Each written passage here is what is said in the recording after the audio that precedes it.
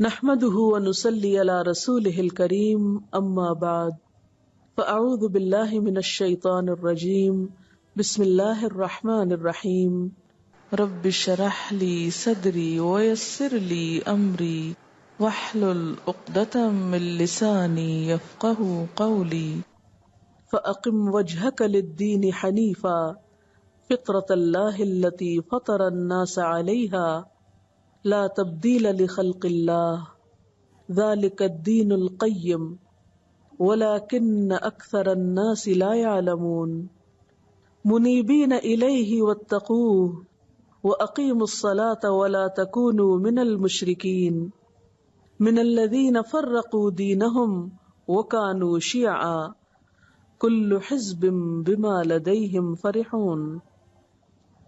پس اے نبی صلی اللہ علیہ وسلم یکسو ہو کر اپنا رخ اس دین کی سمت میں جما دو، قائم ہو جاؤ اس فطرت پر جس پر اللہ تعالیٰ نے انسانوں کو پیدا کیا ہے۔ اللہ کی بنائی ہوئی ساخت بدلی نہیں جا سکتی، یہی بالکل راست اور درست دین ہے، مگر اکثر لوگ جانتے نہیں ہیں۔ قائم ہو جاؤ اس بات پر، اللہ کی طرف رجوع کرتے ہوئے، اور ڈرو اس سے، اور نماز قائم کرو، اور نہ ہو جاؤ ان مشرکین میں سے جنہوں نے اپنا اپنا دین الگ بنا لیا ہے اور گروہوں میں بٹ گئے ہیں۔ ہر ایک گروہ کے پاس جو کچھ ہے اسی میں وہ مگن ہے۔ فَأَقِمْ، تو قائم کر لو۔ کس کو خطاب؟ نبی صلی اللہ علیہ وسلم۔ کیا قائم کرو؟ وجہ کا، اپنا چہرہ۔ چہرے سے مراد کیا ہے؟ رخ۔ چہرے میں انسان کی آنکھ، کان، ناک، دماغ سب کچھ آتا ہے، یعنی پوری سوچ سمجھ کے ساتھ، پورے شعور کے ساتھ خود کو جما دو۔ کس طرف؟ للدین، دین کی طرف، اللہ کی توحید اور اس کی عبادت کی طرف۔ حنیفاً، یکسو ہو کر، یعنی خواہشات کی پیروی نہ کرو، پوری یکسوئی کے ساتھ اپنے آپ کو دین کی طرف جما دو، دین کی طرف اپنا رخ پھیر لو۔ تمہاری فکر، سوچ، بول، خیالات سب کچھ مسلمان ہو، اور اس معاملے میں پوری طرح یکسو ہو جاؤ۔ فطرت اللہ، یہ دین دراصل کیا ہے؟ فطرت اللہ ہے، التی فطر الناس علیہا، جس پر اللہ نے لوگوں کو پیدا کیا ہے۔ فطرت، فطرت کا لفظ فطرہ سے نکلا ہے۔ فطرہ کہتے ہیں تخلیق کرنے کو، تراش خراش کو خوبصورت تخلیق کرنا۔ فطرہ خوبصورت تخلیق کرنا۔ فطر الناس، لوگوں کو بہت اچھی طرح تخلیق کیا، اور فطرت سے مراد تراش ہے، تراش۔ فطرہ تراشا، خوبصورت تخلیقی۔ فطرت اللہ، اللہ کی بنائی ہوئی ساخت، تراش، جس پر اللہ نے لوگوں کو پیدا کیا ہے۔ تو فطرت سے مراد یہاں پھر کیا ہے؟ اس سے مراد یہاں وہ استعداد ہے، وہ صلاحیت ہے جو بندوں کے اندر رکھی گئی۔ کس کام کے لیے؟ اللہ کی پہچان کے لیے، دین پر چلنے کے لیے۔ فطرت بمانا ساخت، بمانا تراش، خلقت کا معنی بھی کر سکتے، یعنی وہ مخصوص ڈھانچہ جس پر انسان پیدا ہوا، وہ مخصوص صلاحیت جو انسان کو دی گئی۔ اور وہ مخصوص صلاحیت کیا ہے؟ کہ انسان اپنے رب کو پہچان جائے۔ اپنے رب کو پہچاننے کی جو صلاحیت انسان کو بخشی گئی، یہی دراصل دین ہے، اصل دین، دین فطرت جس کو بولتے ہیں۔ لا تبدیل لخلق اللہ، نہیں بدلا جا سکتا اللہ کی ساخت کو، اللہ کے اس طریقے کو جس پر اس نے لوگوں کو پیدا کیا۔ یعنی فطرت میں رب کی طلب موجود ہے، انسان اپنی نیچر کے اعتبار سے رب کا ضرورت مند ہے۔ ہر انسان کے اندر عبودیت کا جذبہ کہ ما خلقت الجن والانس الا لیعبدون وہ موجود ہے۔ سب کی پیدائش، خواہ وہ کوئی کافر ہو یا مسلمان، اس خاص فطرت پر ہوتی ہے جس کو آپ انسٹنکٹ بھی کہہ سکتے ہیں، جس کی طرف عہد الست میں بھی اشارہ کیا گیا، یعنی انسان کو سب سے پہلے اللہ کی پہچان کروا کے دل کے اندر وہ ایک طرح کی پہچان رکھ دی گئی. اب انبیاء جو آئے انہوں نے کیا کیا؟ لوگوں کو اس اصل کی دوبارہ یاد دہانی کرائی. یہ بالکل ایسے ہی ہے کہ جیسے زمین کے اندر ایک صلاحیت ہوتی ہے اگانے کی، استعداد ہے نا. اللہ نے زمین کی فطرت کیا رکھی ہے؟ جب بھی اس میں بیج پڑے وہ اس کو اگائے، یعنی تخلیق کی صلاحیت ہے اس کے اندر، کچھ پیدا کرنے کی. اسی طرح انسان کے اندر بھی زمین کی طرح ایک صلاحیت ہے، استعداد ہے. وہ کس بات کی ہے؟ کہ جب اس کے اندر پیغمبروں کی طرف سے لائی ہوئی خیر کی بات ڈالی جائے تو وہ ایک بیج کی طرح اندر سے پھر پنپ اٹھے. وہ کلمہ طیبہ ایک پورا درخت بننے کی صلاحیت رکھتا ہے. لا تبدیل لخلق اللہ، اللہ کی خلق کو تبدیل نہیں کیا جا سکتا، یعنی اس حقیقت کو بدلا نہیں جا سکتا. ذالک الدین القیم، یہی ہے درست دین، یعنی وہ دین جس کی طرف یکسو اور متوجہ ہونے کا حکم دیا گیا. فَأَقِمْ وَجْهَكَ لِلدِّينِ حَنِيفًا، جو فطرت کا تقاضا ہے. وَلَكِنَّ أَكْثَرَ النَّاسِ، لیکن اکثر لوگ لا یعلمون، جانتے نہیں، علم نہیں رکھتے، اس لیے بھولے ہوئے ہیں، بھٹکے ہوئے ہیں. تو بتانا کیا مقصود ہے؟ اگر کوئی انسان کسی انسان کو معبود بنا بھی لیتا ہے تو اس کے بنانے سے کوئی معبود بن نہیں سکتا. اگر آپ کسی پتھر کے بت کو خدا کہنا شروع کر دیں تو کیا خدا بن جائے گا؟ نہیں، وہ تو مخلوق ہی ہے. خالق تو بس کوئی اور ہے، اللہ اکیلا. لہذا مخلوق کو خالق سمجھنا فطرت کے خلاف چلنا ہے. یہ آیت ذرا سی مشکل آیات میں سے ہے. اب میں اس آیت کو پڑھوں گی، آپ ذہن میں سوچئے کیا سمجھ میں آپ کو. فَأَقِمْ، فا جو ہے یہ اس مثال سے ریلیٹڈ ہے جو شرک کی تردید میں بیان کی گئی، کہ شرک سے دین حق کو کوئی واسطہ نہیں. لہذا اے پیغمبر صلی اللہ علیہ وسلم، فَأَقِمْ وَجْهَكَ لِلدِّينِ حَنِيفًا، آپ اپنا رخ جما دیجئے دین کی طرف بالکل یکسو ہو کر. اور دین سے یہاں مراد کیا ہے؟ اللہ کی توحید اور اللہ کی عبادت. جیسے قرآن پاک کی ایک اور آیت میں بھی آتا نا کہ هُوَ الَّذِي أَرْسَلَ رَسُولَهُ بِالْهُدَى وَدِينِ الْحَقِّ، وہ اللہ وہ ذات ہے جس نے اپنے رسول کو بھیجا ہدایت دے کر اور دین حق دے کر، سچا دین دے کر. کیوں بھیجا؟ لِيُظْهِرَهُ عَلَى الدِّينِ كُلِّهِ، تاکہ اس کو غالب کر دے اوپر دین کے، سارے کے سارے اس کے.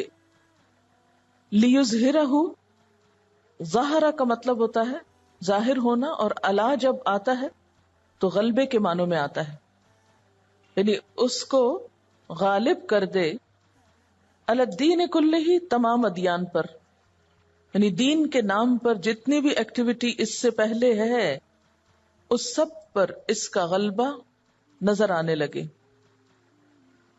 وَلَوْ كَرِهَ الْمُشْرِكُونَ، خواہ مشرک ناپسند ہی کریں، خواہ مشرکوں کو یہ کتنا ہی ناگوار گزرے. یہ غلبہ کس اعتبار سے تھا؟ نمبر 1 دلائل کے اعتبار سے. اور یاد رکھیے کہ دلائل کے اعتبار سے یہ غلبہ آج بھی دین اسلام کو حاصل ہے. پھر ایک وقت ایسا تھا کہ جب دنیاوی اعتبار سے، مادی اعتبار سے اور ایک رواج کے اعتبار سے بھی یہ دین دنیا میں غالب آیا، دنیاوی غلبہ بھی اس کو حاصل ہوا. آج اگر نہیں ہے، آج علمی اور دلائل کے اعتبار سے تو غلبہ ہے، لیکن عملی طور پر یہ غلبہ نظر نہیں آتا. یعنی دین اسلام کے مقابلے میں دیگر ادیان کے ماننے والے دنیا میں ابھرے ہوئے نظر آتے ہیں، اور اس کی وجہ بھی وہی ہے کہ لا یدینون دین الحق، انہوں نے سچے دین کو دین مانا ہی نہیں، یا دین کو سنجیدگی کے ساتھ لیا ہی نہیں. آج بھی اگر وہ اپنے دین کو پورے کانفیڈنس کے ساتھ لیں تو ان کا غلبہ یقینی ہے، کیونکہ اس میں سچائی ہے. آپ جانتے ہیں کہ حضور صلی اللہ علیہ وسلم جب دنیا میں آئے تو خود جزیرۃ العرب میں طرح طرح کے دین تھے. مثلا مشرکین عرب کا ایک دین تھا جس کو وہ دین ابراہیمی کہتے تھے. یہود کا ایک دین تھا جسے وہ دین موسیٰ کہتے تھے. نصارہ کا ایک دین تھا جس کو وہ دین مسیح کہتے تھے. کرائسٹ سے کرسچینٹی، جوڈا سے جوڈائزم، یہودیت. یہ سب دین کیا تھے؟ یہ وہ تعلیمات نہ تھیں جو ابراہیم علیہ السلام نے یا موسیٰ علیہ السلام نے یا عیسیٰ علیہ السلام نے دی تھی. وہ تعلیمات جو تھی ان سب کا نام کیا تھا؟ اسلام. ابراہیم علیہ السلام جو دین لائے تھے وہ بھی اسلام تھا. موسیٰ علیہ السلام اور عیسیٰ علیہ السلام جو دین لائے وہ بھی اسلام تھا. لیکن ان لوگوں نے اس میں تبدیلیاں کر کے ان کے خود ساختہ ایڈیشنز تیار کیے ہوئے تھے اپنی مرضی اور خواہشات پر مبنی. تو اللہ تعالیٰ نے حضور اکرم صلی اللہ علیہ وسلم کو بھیجا، ایک محفوظ کتاب دی، اور قیامت تک کے لیے دین کا اصلی ایڈیشن اور فائنل مکمل ایڈیشن جو ہے وہ اس کی شکل میں دنیا کو دیا گیا. اور علمی اعتبار سے، بنیادوں کے اعتبار سے، اپنی اصل کے اعتبار سے یہ پچھلے تمام ادیان پر غالب آیا، کیونکہ دوسرے ادیان جو تھے ان میں تحریفیں ہو چکی تھیں، وہ اپنی اصل شکل کھو چکے تھے. آج بھی ہم دیکھتے ہیں کہ اسلام کے جو ماخذ ہیں، ماخذ کس کو کہتے ہیں؟ سورسز، بنیادیں، وہ محفوظ ہیں، ان میں کوئی تبدیلی نہیں ہوئی. کیا ہے ماخذ؟ قرآن اور سنت. قرآن محفوظ ہے، نبی صلی اللہ علیہ وسلم کی سیرت، آپ کی سنت محفوظ ہے. خود اس کو محفوظ کرنے کے لیے، یعنی سیرت رسول صلی اللہ علیہ وسلم کو اور سنت کو محفوظ کرنے کے لیے لاکھوں افراد جنہوں نے اس کو روایت کیا، ان کے حالات زندگی کو بھی محفوظ کیا گیا کہ وہ کون تھے. اس کے برعکس حضرت عیسیٰ علیہ السلام کی کوئی ایسی بایوگرافی نہیں ملتی، یا ان کے کوئی حالات زندگی ایسے نہیں ملتے کہ جس پر مکمل اعتماد کیا جا سکے.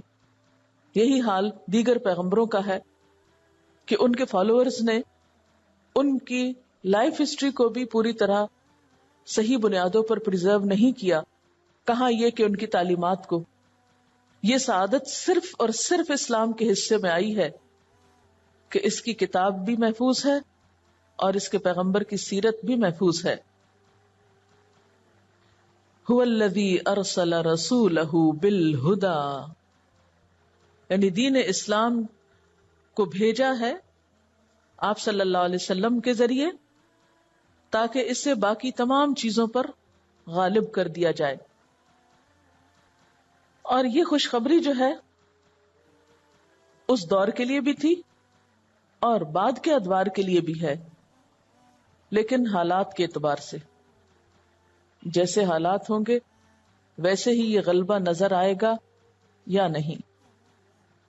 ایک حدیث ہے، حضرت مقداد سے روایت ہے، رسول اللہ صلی اللہ علیہ وسلم نے فرمایا، روئے زمین پر یعنی اس زمین پر کوئی کچا پکا مکان باقی نہ رہے گا جس میں اسلام کا کلمہ داخل نہ ہو جائے. یعنی ہر گھر تک پہنچے گا، چاہے کچا گھر ہو، جھونپڑی ہو، اس پر بھی ڈش لگی ہوئی ہوگی، اور اس کے تھرو اللہ کا نام اور پیغام ایک دفعہ اس کے اندر ضرور داخل ہوگا. یا کوئی بھی اور طریقہ ہو. عزت داروں کی عزت کے ساتھ اور ذلیل لوگوں کی ذلت کے ساتھ. کیا مطلب ہے اس کا؟ یعنی اسلام کا کلمہ داخل ہوگا عزت داروں کی عزت کے ساتھ اور ذلیل لوگوں کی ذلت کے ساتھ. یعنی اس کے حامل جیسے ہوں گے ویسے ہی پہنچائیں گے. ایک وقت تھا کہ صحابہ کرام کو اللہ نے عزت دی تھی اور ان کے ذریعے اللہ نے ہر جگہ یہ کلمہ پہنچایا. اور ایک آج ہم جیسے لوگ ہیں جو دنیا میں ذلیل و خوار ہو رہے ہیں، اور ہماری وجہ سے پھر دین کو بھی وہی مقام مل رہا ہے، حالانکہ وہ بہت بڑی سچائی ہے. اور پھر جن کو اللہ عزت دیں گے وہ مسلمان ہوں گے، جن کو ذلیل کرنا ہوگا وہ اسلام کو قبول نہ کریں گے مگر اسلامی حکومت کے تابع ہو جائیں گے.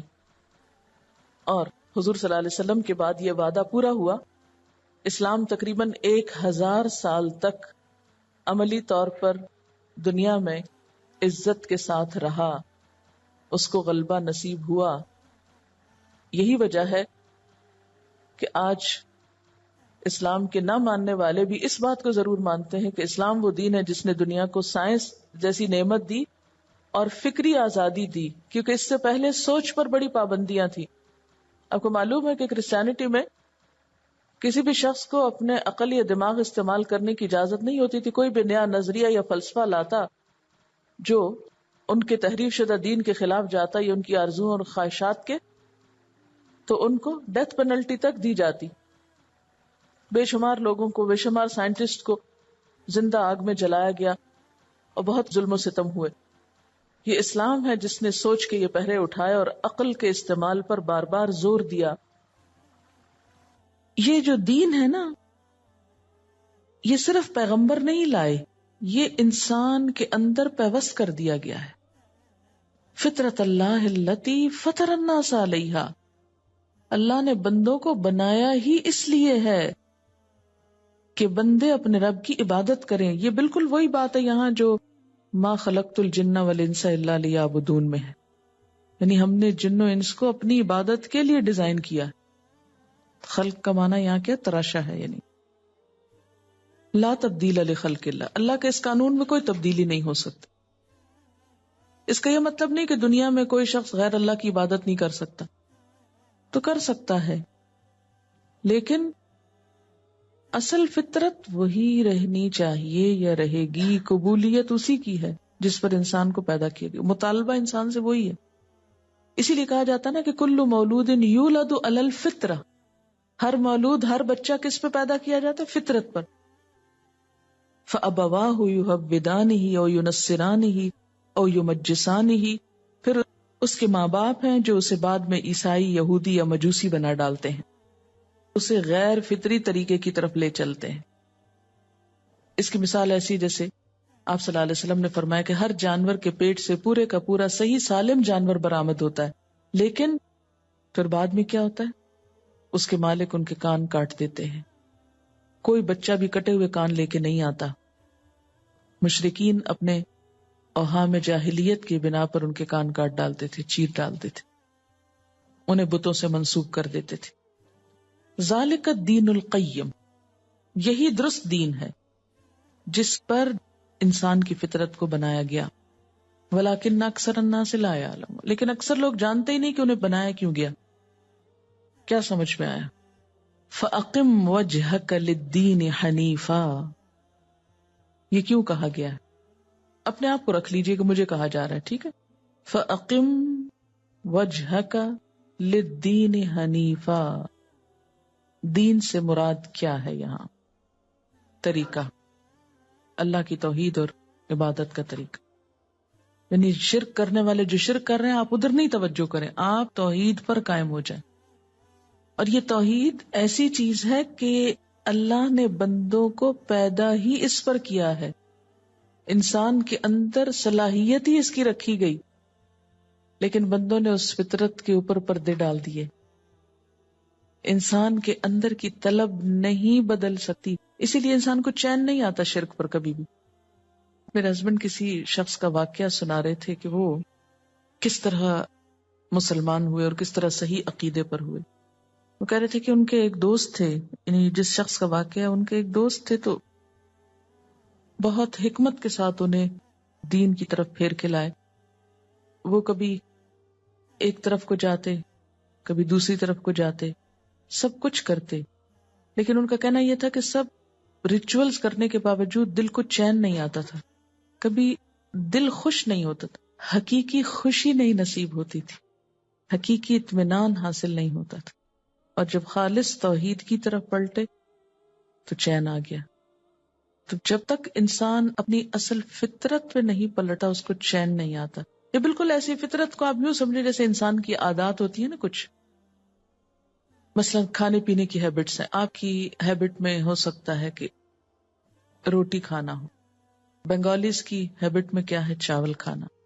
اب یہ ان کی ایک فطرت کا حصہ بن گیا نا، عادت کا ایک حصہ بن گیا، نیچر کا. آپ ان کو جو چاہیں کھلا دیں، جب تک وہ نہیں کھلائیں گے جو ان کی نیچر میں ہے، پیٹ تو بھر لیں گے لیکن چین نہیں آئے گا، ایسے لگے کہ کچھ کھایا ہی نہیں۔ اسی طرح آپ جو چاہیں کھا لیں، چاہے جتنا بھی پیٹ بھر لیں، لیکن جب تک وہ ایک بنیادی فوڈ کا حصہ نہیں کھاتے تو آپ کو چین نہیں آتا، اب لگتا کچھ نہیں کھایا۔ یا اسی طرح اگر آپ مخصوص طریقے پر پکا کر کوئی کھانا کھاتے ہیں تو بے شک آپ باہر جتنے بھی کھانے کھاتے ہیں آپ کو چین نہیں کہ جب تک آپ اپنے اس مخصوص طریقے پر بنا کر نہیں وہ کھاتے۔ اچھا، وہ عادت کہاں سے پختہ ہوتی ہے؟ ماں باپ سے پختہ ہوتی، بچپن سے جو آپ بچوں کو کھلانا شروع کر دیں۔ مثلا جس کو مرچیں کھانے سے چین آتا ہے، جب تک وہ مرچیں نہ کھائے اسے لگتا ہے جیسے اس نے کچھ کھایا نہیں، اس کا پیٹ نہیں بھرا، تو یہ بچپن سے ڈیولپ ہو گئی نا۔ اچھا، یہ جو عادات ہوتی ہیں، اب جو لوگ سائیکالوجی آپ میں سے پڑھے ہوئے وہ جانتے ہوں گے، ایک ہوتا ہے انسٹنکٹ اور ایک ہوتا ہے ہیبٹ، ٹھیک ہے نا؟ تو انسٹنکٹ کیا ہوتی ہے؟ جبلت ہوتی ہے، جس میں انسان کا اپنا دخل نہیں ہوتا کچھ، وہ بائی نیچر ہی انسان اس طریقے پر پیدا ہوتا ہے۔ مثلا ایک بچہ ماں کا دودھ پیتا ہے، اس کو کس نے سکھایا؟ پیدائشی ہے نا، تو یہ کیا ہے؟ جبلت اس کو بولتے ہیں۔ اسی طریقے پر اس کو پیدا کیا گیا، اس کے اندر پہلے سے پروگرامنگ کر دی گئی کہ اس نے یہ کرنا ہے، اس میں انسان کی اپنی کوئی چیز نہیں ہے، آپ نے اس کو کوئی ٹریننگ نہیں دی، وہ پیچھے سے لے کر آیا۔ چاہے چند گھنٹے کا بچہ ہو، وہ بھی اپنے اس کام کو جانتا ہے کہ اس نے اپنا رزق کیسے تلاش کرنا ہے، جبلت ہے۔ اچھا، اب اس میں عادت کب شامل ہوتی ہے؟ جب انسان کو ایک خاص طریقے پر دنیا میں آنے کے بعد کچھ چیزوں کا عادی کیا جاتا ہے۔ اب ایک بچہ جس طرح دودھ پینے کا طریقہ سیکھ کے آتا ہے نا ماں کے پیٹ سے، ایسے ہی توحید کا سبق لے کر آتا ہے ماں کے پیٹ سے، یہ ہے وہ فطرت، دین فطرت۔ لیکن جب بچہ باہر آ جاتا ہے تو اب مائیں کیا کرتی ہیں؟ بچوں کو جیسے مرچیوں کا عادی کر لیتی ہیں یا کسی خاص کڑوی چیز کا عادی کر لیتی ہیں۔ تو اسی طرح جو ماں باپ عیسائی یا یہودی ہوتے ہیں، وہ ان کی توحید کے اندر خلل اندازی کر کے شرک کا ان کو عادی کر دیتے ہیں، پھر وہ اس کے عادی ہو جاتے ہیں، پھر وہ بڑے ہوتے ہیں۔ بسا اوقات ضمیر بے چین کرتا ہے انسان کو، لیکن چونکہ سارا ماحول اس اندھیرے میں ڈوبا ہوتا ہے اس لیے کچھ سمجھ میں نہیں آتی، وہ روشنی نہیں ملتی۔ ایسے ہی لوگ اگر تعصبات کے پردے ہٹا کر کسی وقت دین حق تک پہنچتے ہیں تو روشنی کو دیکھتے ہی ایمان لے آتے ہیں، جیسے وہ نجاشی اور حبشہ کے لوگ اور بہت سے لوگ جو ایمان لائے فرعون کے دربار میں، جو جادوگر تھے، یہ سب کہ ایک دم پردے چاک ہوئے اور انہوں نے دیکھا حقیقت کو۔ یا حضرت ابراہیم علیہ السلام کی قوم کے لوگ بھی تھوڑی دیر کے لیے کیا ہوئے؟ چونکے کہ ہم کیا کر رہے ہیں۔ وہ پردہ ہٹا، انہوں نے دیکھا حقیقت کو، لیکن پھر جب نہیں قبول کیا تو دوبارہ پردہ آ گیا۔ اللہ تعالیٰ ہر انسان کو اس فطرت کے طریقے پر سمجھنے کا موقع دیتے ہیں، لیکن یہ الگ بات ہے کہ انسان کا ماحول اتنی سخت چیز ہے کہ وہ اس فطرت کو دبا جاتا ہے۔ مثلاً اس کو ایک اور مثال سے بھی سمجھیے، بات لمبی ہو جائے گی لیکن بات سمجھنے کی ہے۔ عورت کو اللہ تعالیٰ نے ایک خاص فطرت پہ پیدا کیا ہے نا، اس کے اندر جذبات رکھے۔ مرد کو اللہ تعالیٰ نے ایک اور فطرت پر پیدا کیا ہے۔ دنیا میں ہزاروں کوششیں اس بات کی ہوگی کہ دونوں کو بالکل برابر کر دیا جائے، ایک جیسا لباس پہنایا جا رہا ہے، ایک جیسے حقوق دیے جا رہے ہیں، ایک جیسے کتابیں پڑھائی جا رہی ہیں، ایک جیسا ٹریٹ کیا جا رہا ہے۔ جتنی بھی مصنوعی کوششیں ہیں ان دونوں کے فرق کو مٹانے کی، ان سب چیزوں کے باوجود فطرت نہیں بدلتی۔ عورت کی سیٹسفیکشن اس وقت تک ہو نہیں سکتی جب تک کہ وہ ماں نہ بنے۔ مجھے واقعہ یاد آ رہا ہے کہ بہت قریبی جاننے والوں میں سے ایک بچی ہے جس نے بہت پڑھا لکھا، سب کچھ کیا، باہر چلی گئی۔ اس وقت وہ امریکہ کی ایک بہت بڑی فرم میں ایک بہت بڑی پوسٹ پر ہے، لیکن مسلسل نشہ آور دوائیاں کھانے کی اس کو ضرورت ہے، کیونکہ سب کچھ اچیو کرنے کے بعد بھی ہر وہ چیز جو ایک کیریئر میں ایک شخص چاہتا ہے، لیکن اس کو چین نہیں، سکون نہیں۔ وہ کئی دفعہ ایکیوٹ ڈپریشن کا شکار ہو چکی ہے۔ کیوں ہوئی؟ ایک انسان اپنی کامیابی کس کو سمجھتا ہے؟ بڑی ڈگری ہو، بڑی پوسٹ ہو، بڑا گھر ہو، دنیا میں نام ہو، شہرت ہو، سب کچھ موجود ہے جس کی انسان تمنا کر سکتا ہے، لیکن صرف ایک چیز نہیں، وہ کیا کہ شادی نہیں ہوئی اور فیملی لائف نہیں ہے۔ وہ سب ایک طرف ہے، لیکن اس چیز سے چونکہ جان بوجھ کے انحراف کیا گیا، کیونکہ کامیابی کس کو سمجھا گیا؟ یہ تو حماقت سمجھی گئی نا، بے وقوف لڑکیاں شادی کر لیتی ہیں، بچے پیدا کرنے لگتی ہیں، پاگل گھروں میں بیٹھی رہتی ہیں، اپنی صلاحیتیں ضائع کرتی ہیں. اللہ نے اتنی عقل دی، ذہن دیا ہے، کچھ بن کے دکھانا چاہیے، اور مردوں کا تو خاص طور پہ مقابلہ کرنا چاہیے، ان کو تو ہرانا چاہیے. جب اس پالیسی پر عمل ہوا، کہاں تک ہرائیں گے؟ فطرت تو نہیں بدل سکتے، نہ اپنی بدل سکتے نہ مردوں کی بدل سکتے، یہ تو اللہ نے بنایا ہی اس طرح. تو انسان کی سیٹسفیکشن، انر سیٹسفیکشن ہوتی ہی اس وقت ہے جب انسان فطرت پر آ جاتا ہے، اپنی اصلیت پہ آ جاتا ہے، اس ساخت پہ آ جاتے ہیں، جس سے جگسا پزل ہوتی ہے نا. تو جگسا کے ہر پیس کو جب تک اپنی اصل جگہ پر نہ رکھا جائے، تصویر نہیں مکمل ہوتی. اسی طرح انسان کی فطرت میں اللہ نے جو چیزیں رکھ دی، جب تک انسان اس پر نہیں آ جاتا، اس کی سیٹسفیکشن. کیوں کہا گیا الا ان اولیاء اللہ لا خوف علیہم ولا هم یحزنون؟ اللہ کے دوست نہ غمگین ہوتے ہیں نہ خوف کھاتے ہیں. کیوں؟ اس لیے کہ فطرت پر ہوتے ہیں. یعنی انسان کے اندر دین کو قبول کرنے کی پوری صلاحیت موجود ہے. وہ تیار ہی اس لیے کیا گیا ہے، بنایا ہی اس لیے. ما خلقت الجن والانس الا لیعبدون، ہمیں بنایا ہی اللہ کی عبادت کے لیے گیا ہے. جب تک ہم اس اصل پہ لوٹ نہیں آئیں گے، ہم کو چین آ ہی نہیں سکتا. ڈھونڈ رہے ہیں سکون ادھر ادھر ادھر ادھر، لیکن بھاگ رہے ہیں اس اصل فطرت کی طرف آنے. جب تک ادھر نہیں پہنچیں گے. جگسو کا معنی سمجھتے ہیں آپ؟ سب سمجھتے ہیں نا؟ سب نہیں سمجھتے. آپ یوں سمجھیں کہ جیسے ایک تصویر ہے جس میں پہاڑ ہیں یا پھول ہیں یا درخت ہیں یا کشتی بنی ہوئی یا گھر بنا ہوا، تو اس تصویر کو آپ کاٹ لیں پہلے، پھر ان کے ٹکڑوں کو مکس کر دیں، پھر کسی بچے سے کہیں یا خود ہی ان ٹکڑوں کو دوبارہ جوڑے اور اپنی اپنی جگہ پر رکھ دے.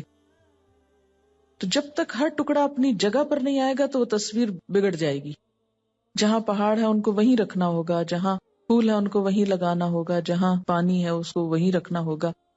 اگر پانی کی جگہ آسمان، آسمان کی جگہ پانی والا حصہ رکھ دیں گے تو چاہے رنگ برابر ایک جیسے ہی لگ رہا ہو لیکن وہ تصویر نہیں بنے گی. یہ آیت بڑی اہم ترین آیتوں میں سے. اگر ہم اس بات کو نہیں سمجھے نا، اپنی اصل پہ نہیں لوٹے نا، سکون نہیں پا سکتے دنیا میں، اور آخرت میں جنت نہیں پا سکتے. کیونکہ اللہ نے فرمایا لا تبدیل لخلق اللہ، اللہ کی خلق نہیں بدل سکتی. تم بدلتے ہو تو بدلو، منحرف ہوتے تو ہو، بگڑتے ہو تو بگڑو، جاتے ہو جہاں جاؤ، اس رب کو چھوڑ کر کسی اور کی طرف مائل ہوتے ہو، اپنا ہی نقصان کرو گے. کچھ اس نے لاز نیچر میں رکھ دیے اور کچھ پیغمبروں کے ذریعے بھیجے. اب جو شخص پیغمبروں کی بات سن کر کیا کرے، قبول کر کے اس کے مطابق زندگی بسر کرے، فطرت کے مطابق، تو کیا ہوگا؟ خوشحال انسان ہوگا. چاہے اس کو کھانے کو 2 وقت روٹی نہ ملے، ایک وقت ملے اور ایک وقت بھوکا رہے، لیکن خوش ہوگا، پرسکون ہوگا، اس کو غم نہیں ہوگا، اس کو فکر نہیں ہوگا، کیونکہ وہ اپنے اصل رب کو پہچانتا ہے. اس کی پوری توجہ اقم وجہک للدین حنیف، پوری توجہ اپنے ٹارگٹ کی طرف، اپنے رب کی طرف، اس ہستی کی طرف. ذالک الدین القیم ولکن اکثر الناس لا یعلمون. لوگوں کی اکثریت، میجورٹی، ہاں کتنی پڑھی لکھی ہو، جب تک یہ بات نہیں جانتی وہ کچھ نہیں جانتی. اللہ سے ناراض ہو کے، اس کو چھوڑ کر، اس سے زیادہ کسی اور کو اہمیت دے کر، سب حماقت کی باتیں. آخرت کی جنت بھی اس کے لیے جو دنیا میں اس تصویر کو مکمل کر لے. یہ عبد القادر جیلانی کا ایک خطبہ ہے، اس میں بھی کچھ اس بات کی مزید وضاحت ہوگی. اے وہ شخص جو کہا کرتا ہے میں جس سے محبت کرتا ہوں وہ مجھ سے جدا کر دیا جاتا ہے، کبھی بیماری سے، کبھی عداوت سے، کبھی غلط فہمی سے، فاصلے سے، موت سے، ہر قیمت میں مجھ سے جدا کر دیا جاتا ہے. یعنی انسان جس بھی چیز سے محبت کرتا ہے بالآخر اسے اس سے الگ ہونا پڑتا ہے اور ہونا ہوگا. یعنی انسان جس بھی چیز سے محبت کرتا ہے بالآخر اسے اس سے الگ ہونا پڑتا ہے اور ہونا ہوگا. کبھی بیماری سے، کبھی عداوت سے، کبھی غلط فہمی سے، کبھی فاصلے سے، کبھی موت سے، ہر قیمت پر. اے نادان، تو وہ خوش نصیب ہے کہ جس پر یا جس کے لیے اللہ نے غیرت کھائی ہے اللہ تجھے اپنے لیے چاہتا ہے اور تو غیر کا ہونا چاہتا ہے. اللہ نے ہمیں کس لیے بنایا؟ اپنے لیے بنایا. جب ہم غیر کے ہونا چاہتے ہیں تو اس کو غیرت آتی ہے. ہوش کر، ایسا ٹوٹا ہوا برتن بن جا جس میں ماں سوائے اللہ کے کچھ نہ ٹھہرے. جب تک تو غیر کے آگے پیچھے بھاگے گا اللہ تجھے اسی کے ہاتھ سے توڑے گا، اور جب تو اللہ کا ہو جائے گا تو وہ ساری مخلوق کو تیرے قدموں میں بٹھائے گا. تجھے تیرے رشتے، تیری محبتیں، تیری آسائشیں واپس لوٹا دی جائیں گی، تیری دولت واپس لوٹائی جائے گی، اور جن سے تو محبت رکھتا تھا اور رویا کرتا تھا وہ اب تیرے لیے روئیں گے، مگر اب تیرا دل ان سے بے نیاز رہے گا. جب تک تو ان تمام چیزوں کو دور نہ کرے گا یہ سب تجھے تکلیف دیں گی. محبتیں تکلیف دیتی ہیں، چاہے انسانوں کی ہو یا کسی بھی چیز کی. ان کو نکال کر تو اللہ کو لے آ، یعنی دنیا کی محبت کو نکال کر اللہ کی محبت کو لے آ. والذین آمنوا اشد حبا للہ، وہ لوگ جو ایمان لائے اللہ کی محبت میں سب سے زیادہ شدید ہوتے، کیونکہ انسان اپنی فطرت کے اعتبار سے مجبور ہے کہ کسی چیز کو شدید چاہے، اور وہ صرف ایک ہی ہستی ہو سکتی ہے جس کی محبت ہر محبت پہ غالب ہونی چاہیے، اور وہ اللہ کی ذات ہے. یہی چیز دراصل توحید ہے. یعنی توحید صرف ایک نہیں کہ جم کے لا الہ الا اللہ، توحید یہ ہے کہ سب سے بڑھ کر اس کو بڑا سمجھیں، سب سے زیادہ محبت اس سے کریں، سب سے زیادہ اس سے ڈریں، خوف بھی سب سے زیادہ اس کا ہو، ہر ایک سے بڑھ کر وہ اہم ہو. جب تک یہ نہیں ہوتا اس وقت تک توحید مکمل نہیں ہوتی. وہ فطرت اور وہ ما خلقت الجن والانس الا لیعبدون، عبد اور عبودیت کی کیفیت پیدا نہیں ہوتی. کیونکہ عبد کون ہے؟ غلام، اور غلام تو اپنے آقا کا پورا محکوم ہوتا ہے نا، پوری طرح اس کے قبضے میں ہوتا ہے. جب تک ہم 100%، 99 بھی نہیں 100% سبمٹ نہیں کرتے اس وقت تک دنیا اور آخرت میں سکون نہیں پا سکتے. اللہ کے فیصلوں کو مان لینا، اس کی تقدیر پر ایمان رکھنا، اس کی طرف سے آنے والی خوشی، غم، دکھ، پریشانی، ہر چیز کو مان لینا. اللہ تیرا فیصلہ مان لیا. فَأَقِمْ وَجْهَكَ لِلدِّينِ حَنِيفًا، یکسو ہو کر. یکسوئی کیا ہے؟ کہ اللہ تعالیٰ کی ذات اس طرح، یہ بالکل ایسے نہیں جیسے مثلاً یہ سفید بورڈ ہے، اس کے اوپر ایک سیاہ نقطہ ہو تو اس کو آپ غور سے دیکھتے چلے جائیں اور اس کے بعد آنکھ بند کریں تو آپ کو کیا نظر آئے گا؟ وہی ایک نقطہ. یعنی اس طرح اقم وجہک، اتنا زیادہ یکسو ہو جاؤ، قائم کر لو جس میں کوئی حرکت نہ ہو، کوئی ادھر ادھر دیکھنا نہ ہو، کچھ نہیں، بس صرف اس کی طرف، صرف اس کے ہو جاؤ. یہ ہے اصل توحید. فَأَقِمْ وَجْهَكَ لِلدِّينِ حَنِيفًا فِطْرَةَ اللَّهِ الَّتِي فَطَرَ النَّاسَ عَلَيْهَا. یہ دین جو ہے اسی کا دوسرا نام فطرت ہے. یہاں ایک دین تو اسلام ہے نا جو پیغمبروں کے ذریعے میں بھیجا گیا، اور اسی کا دوسرا حصہ ہمارے اپنے اندر رکھ دیا گیا. اللہ نے ہم کو بنایا ہی اس طریقے پر ہے. ہماری بھلائی یہ ہے کہ اصلی طریقے پہ آ جائیں. اس نے نہیں بدلنا، لا تبدیل لخلق اللہ. کیوں؟ اس لیے کہ ذالک الدین القیم. اصل بات ہی تو یہی ہے نا. یہ کیوں بدلے؟ حقائق نہیں بدل سکتے، ہم کو بدلنا ہوگا، اور جو نہیں بدلے گا خود ٹوٹ جائے گا، خود ختم ہو جائے گا. فیصلہ کر لیں کیا کرنا ہے.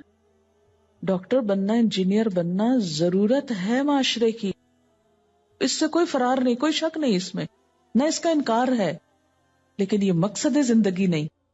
ہم نے اپنی نسلوں کے ساتھ ظلم کیا کیا؟ ان کو یہ زندگی کا ایم دے دیا، میں کیا بنوں گا، یہ بنوں گا، یہ ٹارگٹ ہو گیا، بس یہ اچیومنٹ. اور ہوتا کیا ہے، وہ سمجھ یہ بیٹھتے ہیں بچے معصوم کہ جب ہم یہ بن جائیں گے نا تو اللہ دین کا چراغ ہاتھ میں آ جائے گا اور ہر مشکل کا حل مل جائے گا. لیکن جب وہ بن چکتے ہیں، وہاں پہنچ چکتے ہیں. جو ایک خوابوں کی دنیا نظر آتی تھی تو سخت مایوسی ہوتی کہ اس کے لیے سب کچھ کیا. میری 3rd بیچ کی اسٹوڈنٹ تھی اور کچھ حالات کی وجہ سے اس کو چھوڑ کے تو کوئی اور ڈگری کرنا پڑی، چھوڑ کے چلی گئی. MCS کیا شاید، اس کے بعد ایک جگہ پر کام کر رہی ہے ایز اے کمپیوٹر آپریٹر کا، یا معلوم نہیں کیا وہ ڈیزگنیشن. لکھتی ہے کہ madam although I have done masters and really seen the world, the people, their attitude and their double standards, and to tell you the truth, I really feel now that this world is really nothing. The education, money, status, we are all after all this. This struggle is really useless. اصل میں ہوا یہ کہ جب یہ ہمارا internet launch ہوا تو میں نے ان سے کہا کہ پچھلے جتنی بھی کوئی میلز ہیں ان سب کو وہ بھیجو.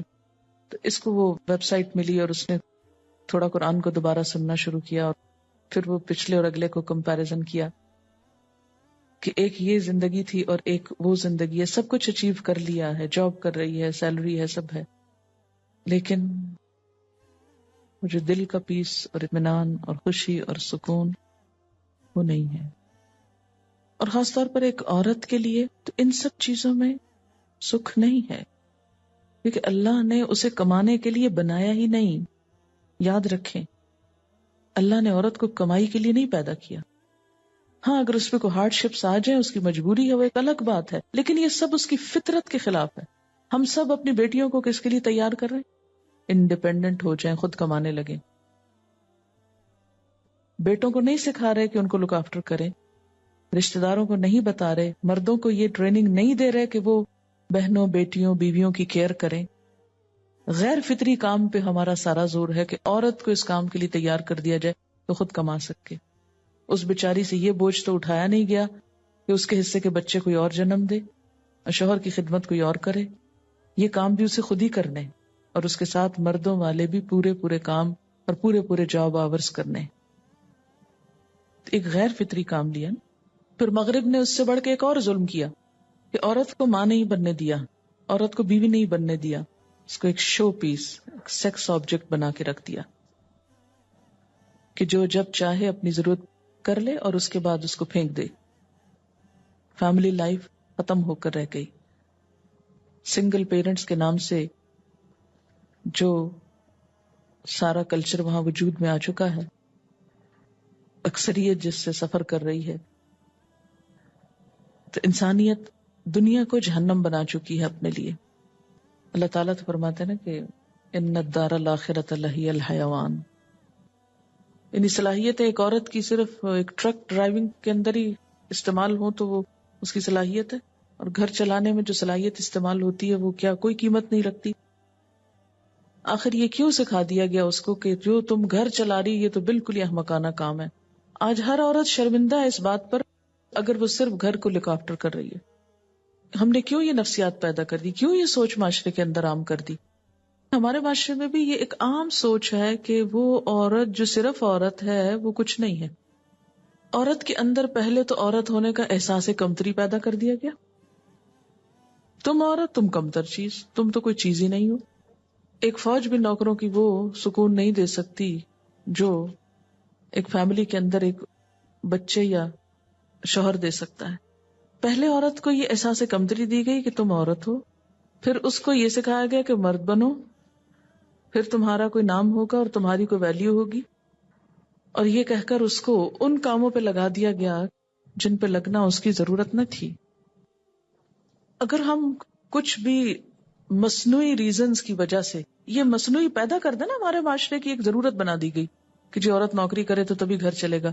ان مصنوعی ریزنز کی وجہ سے ہم نہ مانے اس اصل کو تو نہ مانے، لیکن فطرت نہیں بدلے گی.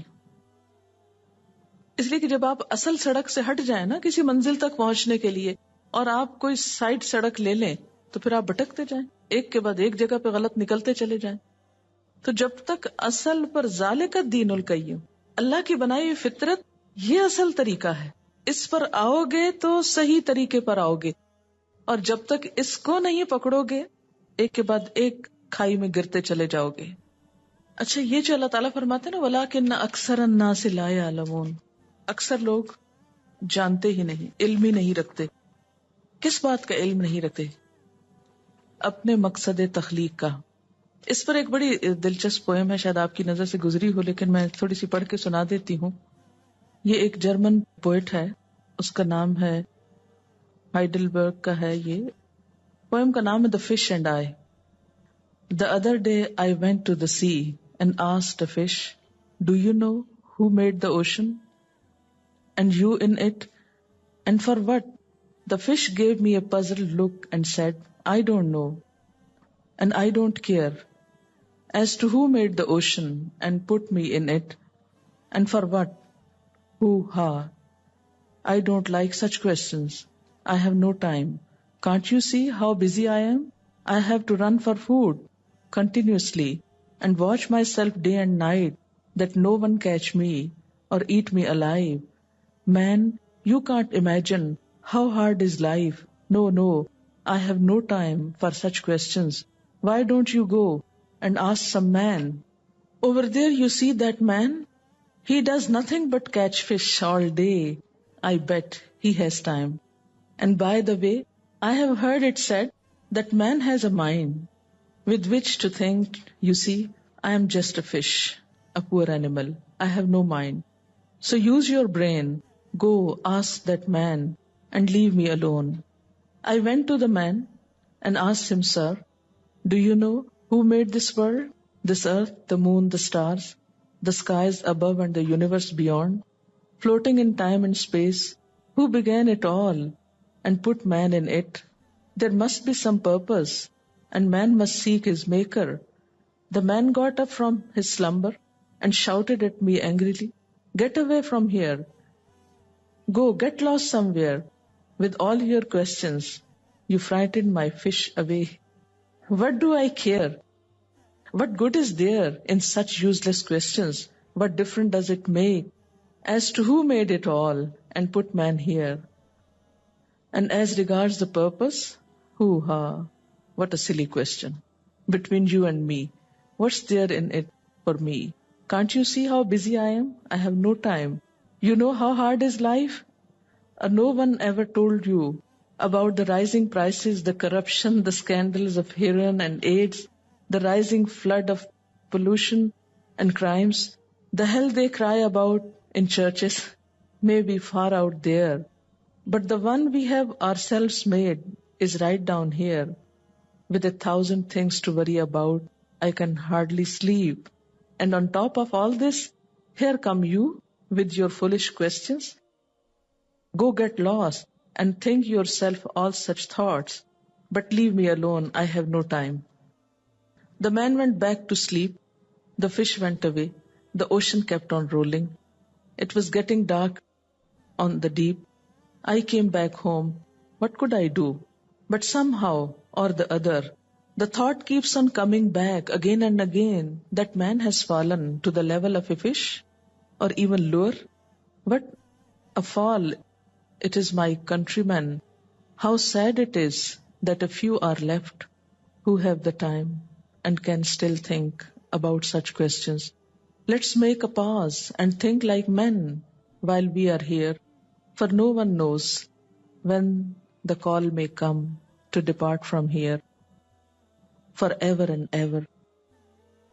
Let's find some time to think of the one who made it all and put us here. His door is open and he is very near for everyone who seeks him.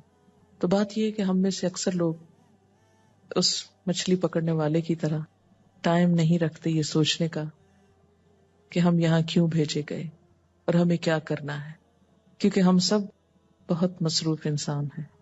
ایک مچھلی پکڑنے والا بھی مصروف ہے اور ہم بھی جن جن کاموں میں پڑے ہوئے ہیں وہ سب مصروفیت کے.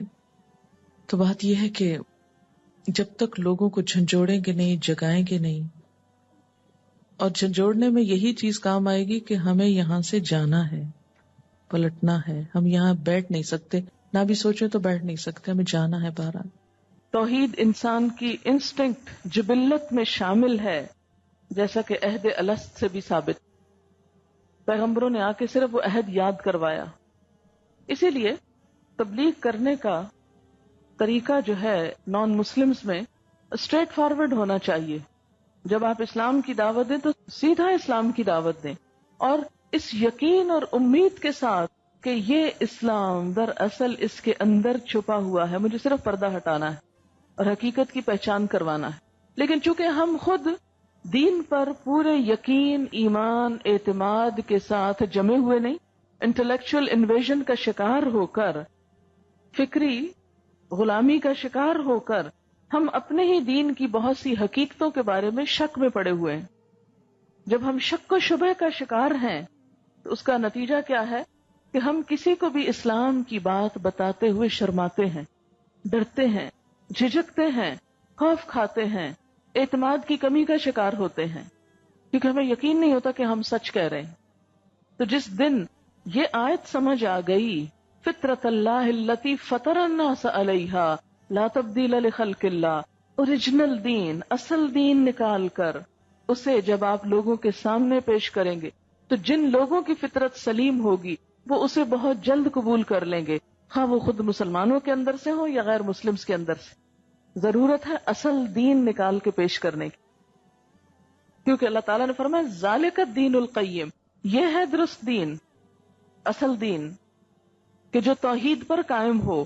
چونکہ ہم مسلمانوں کے اندر فکری بگاڑ کے نتیجے میں بہت شرک آ گیا، جس کی وجہ سے ہم اپنے دین کو دوسروں سے الگ نہ رکھ سکے. دوسرے ادیان کی بہت سی چیزیں ہم نے اپنے اندر جو جذب کر لی، اس کے نتیجے میں ہم دوسروں کو اس دین کی طرف بلانے کے قابل ہی نہیں رہے. اصل دین ایک ہی ہے. یہ جو فرقے اور جماعتیں اور گروہ بندیاں اور اختلاف اور انتشار ہوا، یہ کہاں سے ہوا؟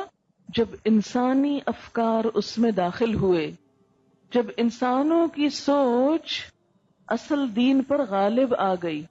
قرآن یہ کہتا نہیں، میری عقل تو یہ کہتی. تو اب آپ کی اگری کرنے یا نہ کرنے سے کچھ نہیں بات بنتی، اس لیے کہ آپ کو تو اتھارٹی نہیں کہ آپ کچھ اس میں اپنی طرف سے نکال ڈال سکیں. وہ اتھارٹی تو کسی اور کے پاس ہے، اور وہیں سے آپ کو یہ سمجھنا ہوگا کہ اصل دین کیا ہے. اسی وجہ سے لوگوں کے اندر ایک انتشار کی سی کیفیت ہوتی. اتباع سنت کے اوپر بہت سٹریس میں نے کیا، دو وجوہات کی وجہ سے. ایک تو یہ کہ بدعات بہت زیادہ عام ہو گئی ہمارے معاشرے میں، جنہوں نے اتنا وقت استعمال کر لیا ہے مسلمانوں کا کہ اصل کام کرنے کے لیے وقت ہی نکل گیا. وہ وقت ہی کوئی نہیں کہ اصل کام کریں، کیونکہ بدعتوں کے ریچولز پورے ہوں گے تو کوئی اصل چیز کی طرف جائیں گے. دوسری بات یہ کہ فقہی اختلافات اور انتشار جو پیدا کیا گیا ہے نہیں تھا، لیکن اسے بنا دیا گیا، اس کی وجہ سے بہت سارے لوگ دین کے اصل پیغام سے ہی بھاگنے کی کوشش کرتے ہیں، اور دین کا بس اتنا حصہ لے لیتے ہیں جو ان کو سوٹ کرتا ہے، ان کو فائدہ ہے، اور یہ سوچ کے جی اس معاملے میں فلاں یہ کہتے فلاں یہ تو میں کیا کروں، لہذا میں کچھ بھی نہ کروں. جیسے پیچھے بھی بات ہوئی کہ لا علمی بہت سے مسائل کو جنم دیتی ہے، اور اسی طرح دین کے اندر خود ساختہ اختلافات جو لوگوں کے اوپینین کی وجہ سے عموماً پیدا ہوتے ہیں، وہ بہت سے کنفیوژن کو جنم دیتے ہیں. آپ دیکھیں کہ نبی صلی اللہ علیہ وسلم کے زمانے میں ایسا کوئی کنفیوژن نہیں تھا، ابتدائی دور میں ایسا کوئی کنفیوژن نہیں. جتنے بھی فقہائے کرام ہیں، علماء کرام ہیں اول دور کے، وہ آپس میں ایک دوسرے کے دوست ہیں، استاد شاگرد ہیں، محبت کا رشتہ ہے ان کے درمیان. امام شافعی امام مالک کے پاس رہتے ہیں، امام مالک ان کو امام ابو حنیفہ کے دو شاگردوں امام ابو محمد اور ابو یوسف کے پاس بھیجتے ہیں علم حاصل کرنے کے لیے، اور پھر امام احمد بن حنبل جو ہے وہ امام شافعی سے استفادہ کرتے ہیں. ان کے درمیان کوئی اختلاف نہیں، کوئی نفرت نہیں، کوئی عداوت نہیں، کوئی بغض نہیں، کچھ بھی نہیں. ایک دوسرے سے تعاون کر رہا ہے، اس کے پاس بھیج رہا ہے کہ جاؤ اب یہاں جو کچھ میرے پاس تھا وہ تو لے لیا، اب جا کے فلاں سے لو. کیا آج یہ اخلاق مسلمانوں کے اندر موجود ہے؟ کہیں پائیں گے آپ؟ اچھا، اس کا نتیجہ کیا ہوا کہ مسلمانوں کے اندر دینی اختلافات نہیں تھے. نقطہ نظر کا فرق ہونا وہ ایک الگ چیز ہے، لیکن ایسا اختلاف جو آج کے دور میں فرقہ واریت کی شکل میں اور ایک دوسرے کے اوپر کافر اور فاسق کے فتوے لگانے کی شکل میں صادر ہوا، یہ چیز نہیں پائی جاتی تھی. جو جو وقت گزرتا گیا اصل ٹیکسٹ پیچھے جاتی گئی، اسے لوگوں سے دور کر دیا گیا، اور اس ٹیکسٹ سے ڈیڈیوس کیے ہوئے نکالے ہوئے جو احکامات تھے وہ لوگوں میں منتشر ہو گئے. اب مثلاً سونے کی زکوٰۃ کے اوپر 2.5% کی جو بات آتی ہے، تو آپ میں سے کسی کو بھی حدیث پتا ہے لیکن عموماً جب پڑھا جاتا ہے، یہ سنا جاتا ہے، یہ جتنے بھی لوگ زکوٰۃ دیتے ہیں تو انہیں اس سے کوئی نہیں ہوتا کہ نبی صلی اللہ علیہ وسلم نے کیا فرمایا تھا، یہ حکم کہاں سے آیا. بس وہ اتنا جانتے کہ اتنا ہے، ماں سے سنا، باپ سے سنا، کسی مولوی صاحب سے سنا، اور بس وہ کام کر لیا. وقت کے گزرنے کے ساتھ ساتھ جب اور سوچیں دین میں داخل ہوئی تو ان چیزوں کو مشکوک بنا دیا گیا اور لوگ اپنے فرائض سے بھی غافل ہوتے گئے. اب اس کا نتیجہ کیا نکلا کہ دین کے اوپر ایک دھند سی چھا گئی. آج کے دور میں میں سمجھتی ہوں کہ دین کی طرف لوگوں کو لانے کے لیے سب سے مؤثر نسخہ اوریجنل ٹیکسٹ کو لوگوں کے ہاتھ میں تھمانا ہے، تاکہ یقین کی کیفیت پیدا ہو. یقین ختم ہوتا جا رہا ہے دین سے، اور انسان عمل کر ہی نہیں سکتا جب تک کہ اس کے اندر یقین نہ ہو. اس یقین اور اعتماد اور کانفیڈنس کو بحال کرنا ہے. یہی اختلافات کے ختم کرنے کا بھی ذریعہ ہے. اسی لیے اللہ تعالیٰ فرماتے ہیں کہ دین کی اصل کیا ہے؟ توحید، ایک اللہ کی عبادت، ایک اللہ، ایک رسول، ایک کتاب. جب سب اس پر جمع ہوں گے تو نفرتیں اور عداوتیں ختم ہو کر رہ جائیں گی. ذالک الدین القیم، پھر اصل مضبوط دین سامنے آئے گا. آج مسلمانوں کا سب سے بڑا روگ کیا ہے؟ شخصیت پرستی، انسانوں کو پوجنا، کہ ہاں اگر فلاں بات بتائے گا تو ہم مان جائیں گے، اگر فلاں نے نہیں بتائی تو ہم نہیں مانیں گے. آپ کیوں فلاں اور فلاں کے پیچھے جاتے ہیں؟ آپ جائیں اللہ اور اس کے رسول کے پیچھے، کیونکہ تنازع اور اختلاف کا حل ہی یہ بتایا گیا کہ جب جھگڑا ہو تو اللہ اور رسول کی طرف جاؤ، اوریجنل ٹیکسٹ پہ جاؤ. ذالک الدین القیم، وہ دین جس کی طرف یکسو اور متوجہ ہونے کا حکم ہے، جو فطرت کا تقاضا ہے، وہ یہی درست دین ہے. ایک حدیث میں آتا ہے، حدیث قدسی ہے، نبی صلی اللہ علیہ وسلم نے اپنے خطبے کے دوران میں فرمایا، میرا رب فرماتا ہے کہ میں نے اپنے تمام بندوں کو حنیف پیدا کیا تھا، یکسو. پھر شیاطین نے آ کر انہیں ان کے دین سے گمراہ کیا، اور جو کچھ میں نے ان کے لیے حلال کیا تھا اسے حرام کیا، اور انہیں حکم دیا کہ میرے ساتھ ان چیزوں کو شریک کریں جن کے شریک ہونے پر میں نے کوئی دلیل نازل نہیں کی. اور اس طرح وہ اصل دین سے دور ہوتے چلے گئے. آپ دیکھیں کہ اصل دین سے انسان کب دور ہوتا ہے؟ جب اس سے کوئی تعلق نہیں رکھتا.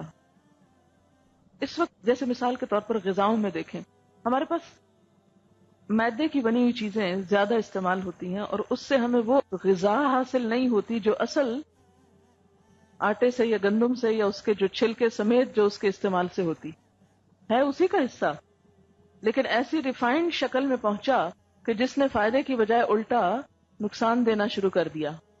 تو اس کا علاج کیا ہے؟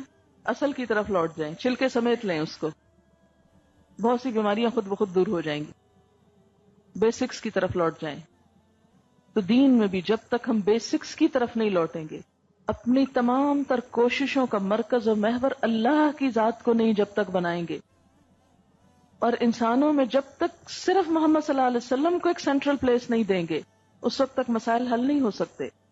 جب تک ہم یہ کہتے رہیں گے کہ میرا امام اور میرا بزرگ اور میرا رہنما یہ کہتا ہے اور دوسرا کہے گا میرا رہنما یہ کہتا ہے، تو لازمی طور پر اختلافات جنم لیتے رہیں گے. فرمایا وَلَٰكِنَّ أَكْثَرَ النَّاسِ لَا يَعْلَمُونَ، لیکن لوگوں کی اکثریت، میجورٹی، یہ بات نہیں جانتی، اس حقیقت سے لا علم ہے، اس لیے وہ بھٹکتی رہتی ہے. بار بار اس حقیقت کو دہرایا کریں کہ جو کچھ بھی ہم کر رہے ہیں اس کی اصل اسپرٹ کیا ہے، کیوں کر رہے ہیں، کس کے لیے کر رہے ہیں، کیا چاہتے ہیں. تو ایک ہی جواب ہے، اللہ کی رضا، حنیفن، ہر چیز سے بے نیاز ہو کر بس اللہ سے جڑنا، کیونکہ میرا معاملہ تو اسی سے ہے. انسانوں کے آگے تو ہم جواب دے نہیں، اور اگر ہوں بھی تو ان کو ہم دھوکہ دے سکتے ہیں، مگر اللہ کو دھوکہ بھی نہیں دیا جا سکتا. اکثر الناس لا یعلمون، دنیا کی اکثریت کا جو مذہب ہے وہ شرک، کفر ہے. جو لوگ نام نہاد مسلمان ہیں ان کی بھی اکثریت ڈائریکٹ نہیں تو انڈائریکٹلی شرک کے اندر ملوث ہے، شرک اکبر نہ صحیح، شرک اصغر صحیح. تو جب تک خالص توحید پر ہم نہیں آتے، عبادات میں روح پیدا ہو نہیں سکتی، وہ سکون اور اطمینان نصیب ہو نہیں سکتا جو دراصل دین کا انعام ہے، تحفہ ہے. کہ آپ دین لو تو آپ کو بونس کیا ملے گا ساتھ، جو اس کے معنی کے اندر ہے، اطمینان. فَأَقِمْ وَجْهَكَ لِلدِّينِ حَنِيفًا. اگر یہ آیت آپ کو سمجھ آ گئی نا، دونوں طرح سے، لفظوں کے اعتبار سے بھی، معنی کے اعتبار سے بھی، اور زندگی کے مقصد کے اعتبار سے بھی.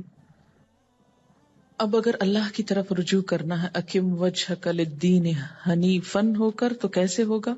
منیبین الیہ، اس کی طرف رجوع کرنے والے بن کر، اس کی طرف پلٹ کر. منیبین الیہ، سب سے پہلے تو انابت، واتقو، اور اس سے ڈرو، تقوا. وَأَقِيمُوا الصَّلَاةَ، اور نماز قائم کرو. وَلَا تَكُونُوا مِنَ الْمُشْرِكِينَ، اور مشرکوں میں سے نہ ہو جاؤ. نماز قائم کرو اور مشرکوں میں سے نہ ہو جاؤ. تو گویا نماز کا قائم نہ کرنا یہ بھی کیا ہے؟ شرک ہی کی ایک قسم ہو گئی.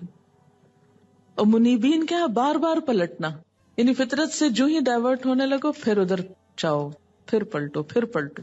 یعنی اس کا حل اور علاج کیا ہے؟ فطرت کی طرف جانے کا، کہ ریپیٹڈلی اس کی طرف لوٹو، بار بار ادھر پلٹ کے جاؤ.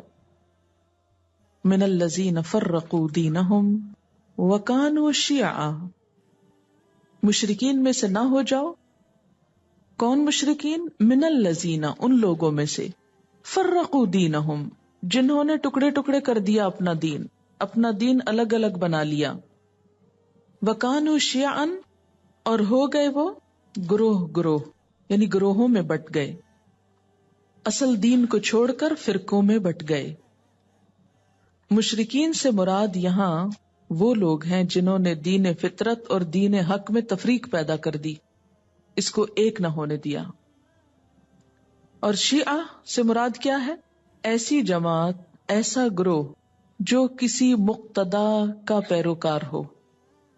ایک ہوتا ہے نا مقتدی، مقتدی کون ہوتا ہے؟ جو فالوور ہوتا ہے، اور مقتدا جس کو فالو کیا جائے. کسی مقتدا کا پیروکار ہو. تو مراد کیا ہوا کہ تم توحید چھوڑ کر مختلف مقتداؤں یا لوگوں کو فالو نہ کرو، ان کے خیالات کے تابع نہ ہو. گروہ بندیاں کب ہوتی ہیں، فرقہ واریت کب ہوتی ہے؟ جب لوگ ایک اللہ کو چھوڑ کر، دین فطرت کو چھوڑ کر، انسانوں کے خیالات اور افکارات اور فلسفوں کے گرویدہ ہوتے ہیں. اللہ کی بات کے مقابلے میں انسانوں کی بات کو ترجیح دیتے ہیں. کل حزب بما لدیہم فرحون، ہر ایک گروہ کے پاس جو کچھ ہے اسی میں وہ مگن ہے. وہ سمجھتا ہے کہ وہی سب ٹھیک کر رہا ہے اور دوسرے لوگ غلط ہیں. تو دین فطرت، توحید پر ایمان، اور اس کا نتیجہ کیا نکلے گا؟ اتحاد اور اتفاق پیدا ہوگا. یہ بھی ایک غیر فطری طریقہ ہے کہ انسان دین کی اسپرٹ اور روح کو چھوڑ کر، اس کی اصل کو چھوڑ کر دائیں بائیں گزرنے لگے. بالکل ایسے جیسے آپ کسی پھل کے گودے کو چھوڑ کر اس کے چھلکے کو چاٹنے لگے. مثلا کسی بھی پھلدار درخت کی ٹہنیاں کھا کر آپ مزہ نہیں اٹھا سکتے، اس کی برانچز میں جا کے اصل لطف نہیں پا سکتے. غذائیت اور لطف اور سیٹسفیکشن کب ہوگی؟ جب آپ پھل کے اصل حصے کو لیں گے. اسی طرح دین کے اصلیت اور اصل روح کو چھوڑ کر اگر آپ سائیڈ ایشوز میں گھس گئے اور ان کی طرف چل پڑے تو پھر دین کا لطف نہیں اٹھا سکو گے. وآخر دعوانا ان الحمد للہ رب العالمین. سبحانک اللہم وبحمدک نشہد ان لا الہ الا انت نستغفرک ونتوب الیک. والسلام علیکم ورحمۃ اللہ وبرکاتہ. ویڈیو کے نیچے سبسکرائب کے بٹن پہ کلک کریں، بیل کے آئیکن پہ کلک کیجیے تاکہ ہر نئی ویڈیو کی نوٹیفیکیشن